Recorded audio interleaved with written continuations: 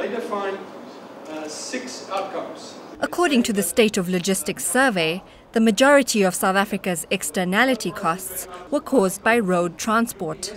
The total, 22.7 billion rand.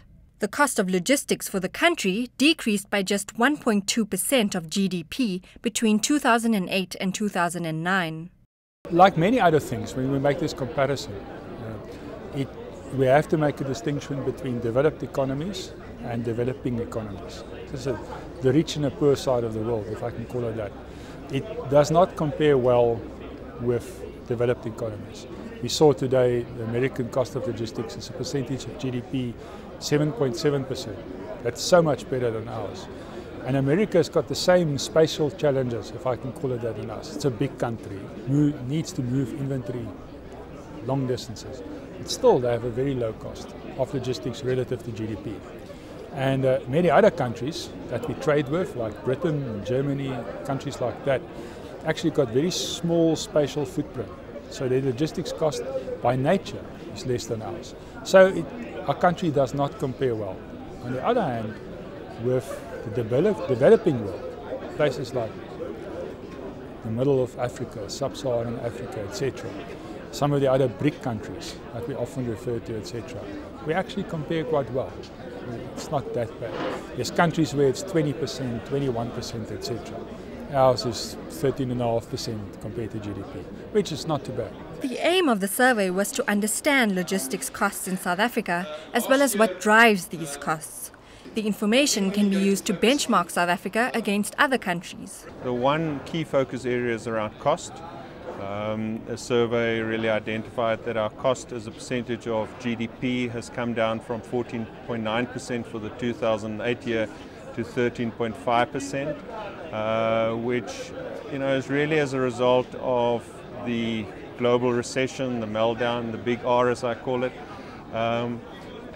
but also as a result of fuel costs that have come down significantly. If you look at the 14.9%, big proportion of that increase was as a result of what happened with the fuel price, and obviously the interest rate has played a key role. I think a finding that is of great importance is around inventory carrying cost. Inventory, as a result of the recession, was kept longer in storage. Demand variability played a key role, and that is something that as logisticians we really have to deal with a lot better. De Swart prefers not to look at the current economy as post-recession. Companies and industries still face major challenges that can still lead to a make-or-break situation. I think the most challenging thing to deal with is around variability still. We are still challenged that we don't see a trend. Demand, supply imbalance continue to be sort of out of whack, certainly in some industries more than others. I think one of the key positive trends is around commodity. Mining sector has grown significantly. I think it's a key industry for our country, and we've certainly seen a greater volume shift coming out of the recession. The skills shortage is the likely culprit for South Africa's underperforming logistics sector, perhaps due to the substantial gap between school and university.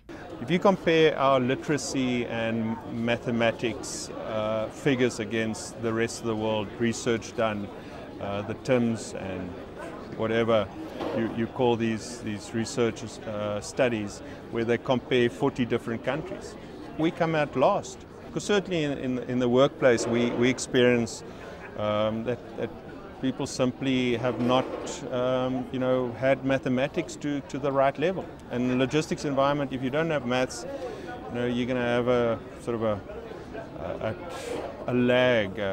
It's going to be challenging for you. The easiest answer as to how South Africa solves its logistics issues is, of course, to move to rail.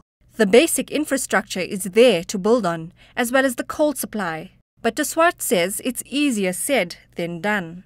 We are quite clear on rail. There's rail-centric product. I think it's important to note that. So commodities such as ferrochrome, coal, iron ore, but also things like containers should be on rail. as a company, we've not invested in bridging. Bridging is the long distance transportation of fuel because we believe that should be in the pipelines.